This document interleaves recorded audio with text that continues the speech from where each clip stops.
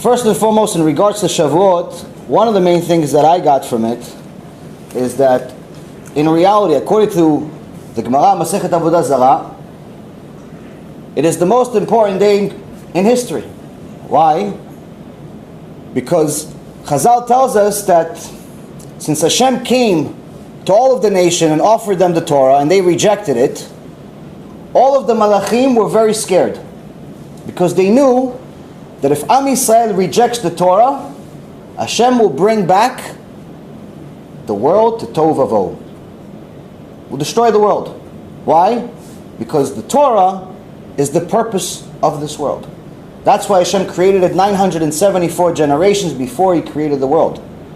In essence, the Jewish people were, in essence, became Jewish because of the Torah. They weren't Jewish before it.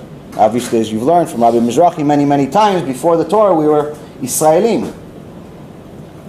Before that we were Hebrews. But if someone else came to Mount Sinai, Chas v'Shalom, and accepted the Torah and we didn't, they would be the Jews. So in essence, the most important day in history is Shavuot. Now, why do we go over the Torah, or at least try?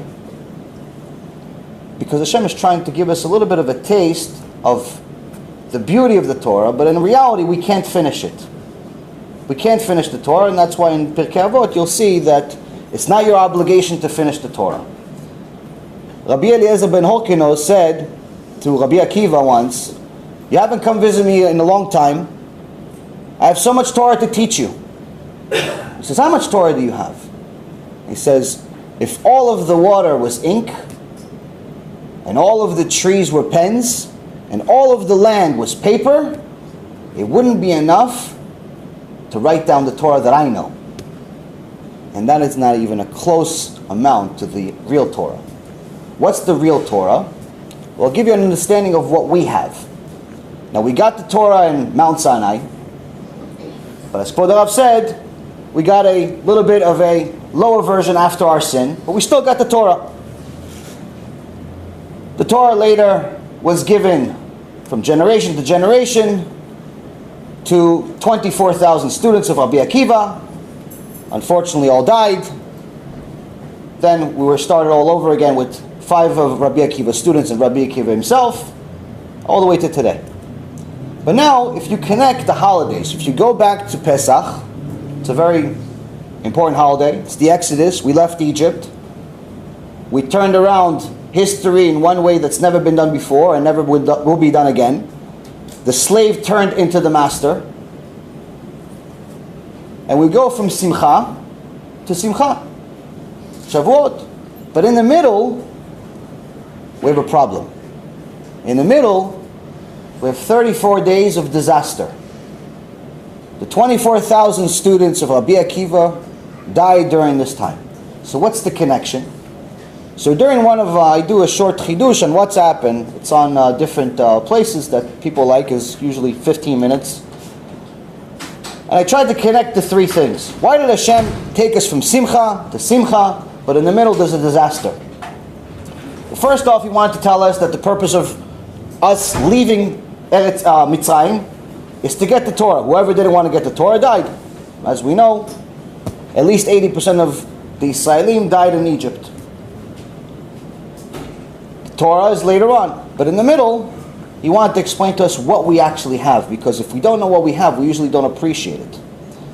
So the Torah that we got, according to Masechet Megillah, it says that we had 55 prophets, 48 males and 7 females in our Tanakh. But in history, we had over 1.2 million prophets. So we're missing a few. Their Torah was holy too. What happened to them? Hashem told us that their Torah was only relevant, their nevuah, their prophecy actually, better said, their prophecy was only relevant to their generation. Which means that the 55 remaining prophets, whatever came out of their mouth, every single letter that's written in the Torah is relevant to every single generation until the end of time. So no one could ever say, like the Reforms and the Conservatives and any other wicked person in between, can never say Hey, no, this is not relevant to today. Today you're allowed to drive because Moses didn't have a car. You're allowed to drive on Shabbat. He didn't have a car, that's why he didn't drive. You can't say that. Why? Because if Hashem said their Torah, their Nevuah, their prophecy is relevant for all time, that's it. But now, we only have their prophecy. We only have their part of the Torah out of the 1.2 million. So already we know we're missing a bunch. And out of those 55, we got down to 24,000 students. But out of the 24,000 students, we don't have all of their Torah. We only have the Torah of 6. Rabbi Akiva and his 5 students. So what would happen if Hashem said, you know what, it was about 700 of the greatest sages in history dying per day.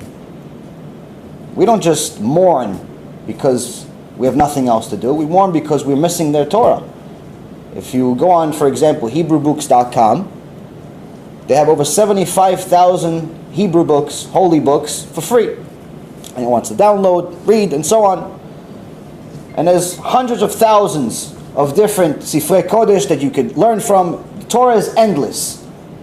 But all of what we have today is just from 6 people. Which means that if Hashem would have skipped one day, said, you know what, today, I'm not going to kill the 700. So we'll have the Torah of 706. Imagine how much holiness this world would have. The beauty of it is that Hashem obviously knew that even what we have from the 6, he has to practically beg us to read. But at least now you know that when you get to Shavuot, Hashem is trying to give you a message. I only took you out of Egypt for this Torah. It's the only reason. If you didn't want the Torah, I left you there and you died in the plague of darkness. The Makat darkness.